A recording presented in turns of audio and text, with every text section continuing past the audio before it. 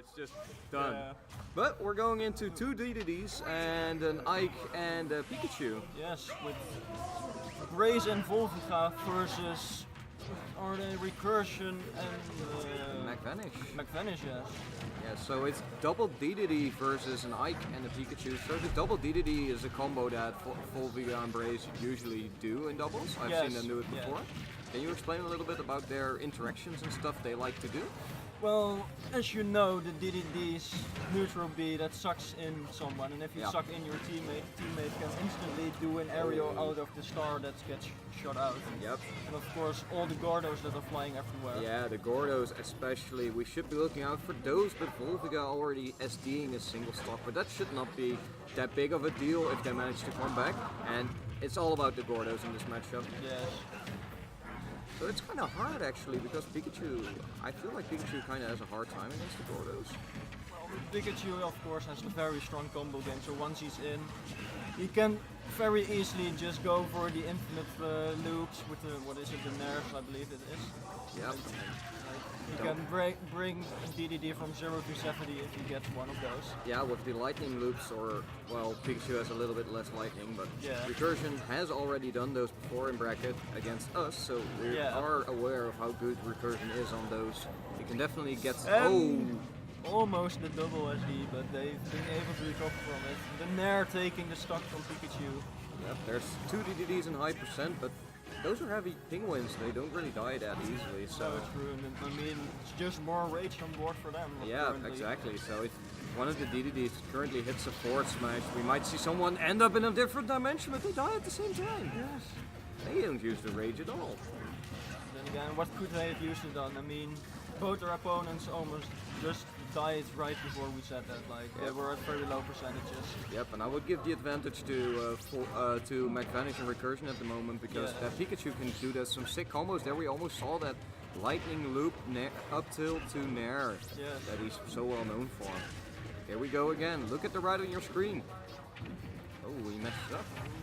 That's a rare mess up, but you know, it's loser semis, you're a bit pressured. Yeah.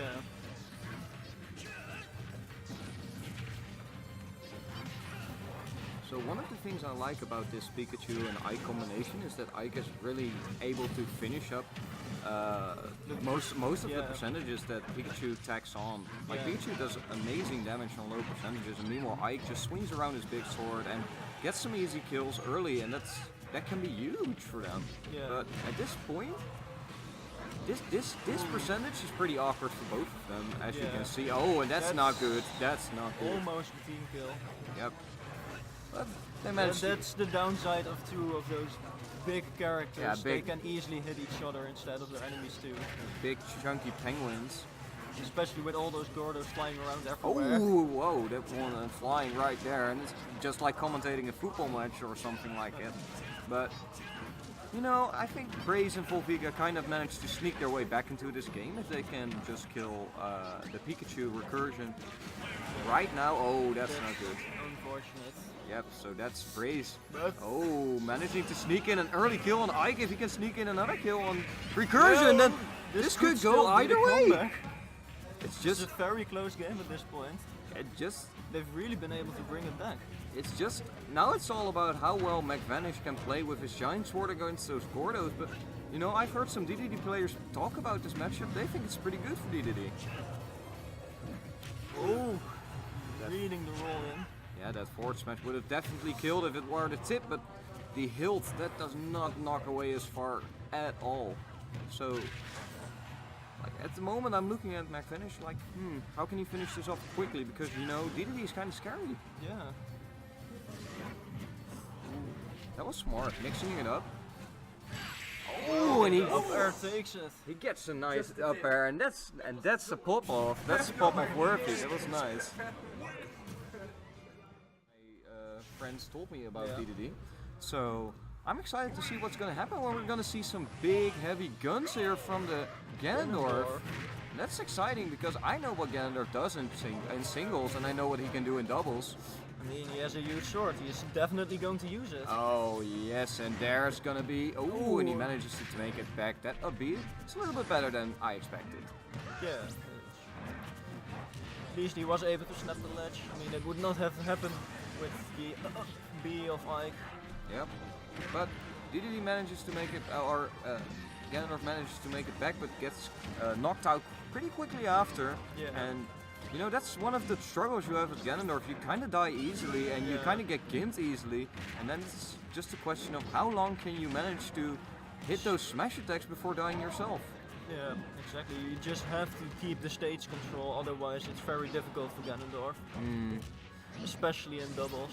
Yep, and you know, Volviga just standing there charging in his F smash and it actually hits. You know, Volviga is kind of feeling himself right now. Not only the F smash coming out, but also the Jet Hammer, and that's one of his favorites. Yeah, and that's a scary sight to behold with that DDD. So this it has super armor when it's active actually, so it's very scary. Yep.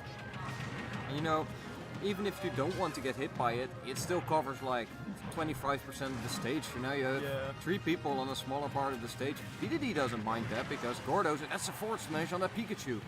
That's not what we want to see.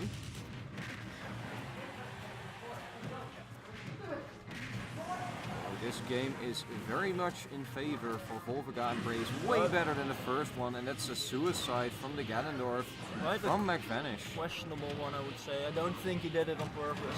No, I don't think so either. You know, what the DDDs are doing on purpose though is these Gordos, they're throwing them out every possibility they can get, and just now, I saw 2 of them connecting at the same time, and that's 40%. That's very scary damage numbers. Yep. It seems like the counter pick from the stage really helped them. Yes, and what's also helping him is that inhale. Here we see it in action. Yes. You know, it does some damage to your teammate, but if you manage to hit it, it's like 30-40% and a huge amount of knockback. The Nair comes out so quickly afterwards. And I mean, it's 2 DDDs, like the little bit of chip damage you get from sucking your teammates doesn't matter all that much. So, we see Macvanish making a valiant effort at still reclaiming some stocks. He doesn't want to go down that easily. But I mean, like, what are the DDDs doing right now? They're just standing there and charging their hammers. You know, the only thing this could get more BM. Oh, and that's a Jet Hammer to the face, and that's gonna be game 2 going to Volviga and Brayze. It was, again, questionable side B again. Yep. Little things like connecting the up tilts and to the up airs, and DDD has a lot of cute combos, but it's mostly the chaos of the Gordos and the cute synergy with the inhale that I really like to see. This team is one we should definitely look out for if these guys move on. Yeah. I mean, we're commentating, but at the same time we're of course scouting out our next enemies. Exactly, and what better way to do that than to commentate their set and make them nervous about everything they're doing wrong. Either way, we're going to Town and City here. It's a little bit of a higher blast ceiling, so that makes it hard to kill for DDD. For example, the up air did not kill there. No, exactly. But at the same time, Town and City is kind of unique in the sense that it constantly changes and players need to keep in mind the placement of the platforms. And, well, you know, at this moment, I don't think I could handle that. Oh, that's a great stomp! Yeah, great punish for the suck. Forward air taking the stock. Yes. Taking another stock, this time up. And that's a 3rd stock, and that's a 4th stock, and everyone's flying out here. Macvanish first taking 3 victims after getting punished himself. Well, that's nice for his KO screen because, as we all know, it's all about the KOs. It's not about who wins. Of course.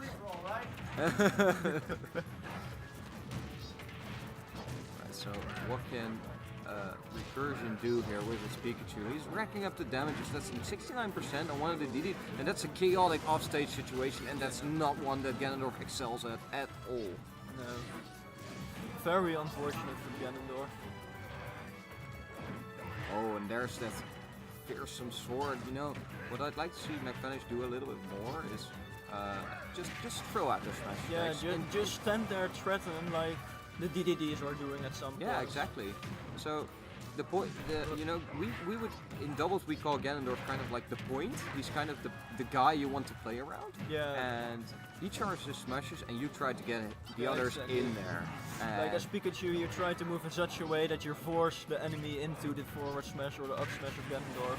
You know, or that back air, which also works, of course. Ganondorf's such a strong character, and I don't know about contesting that forward smash there, but he managed to get away unscathed, even with a nice parry. Blue currently slightly in the lead still. Yes, it's mostly Recursi0n managing to hold on to that stock, but you never know what's gonna happen with double DDD. Especially with a character as light as Pikachu, of course. Yes, and easily gimpable like Ganondorf. This could be problematic still for both teams. Oh, that dash attack. Yeah, that's such a strong move, but it's now 1 DDD against 2, and we've seen the 1 DDD against 1 and managing to sneak in a win, but can he do it again? If he is able to quickly take down the Ganondorf. Oh, the stomp! That's a great stomp, and that's gonna be its spike, and it's the 2-1 in the semifinals. Yeah. They managed to get another game.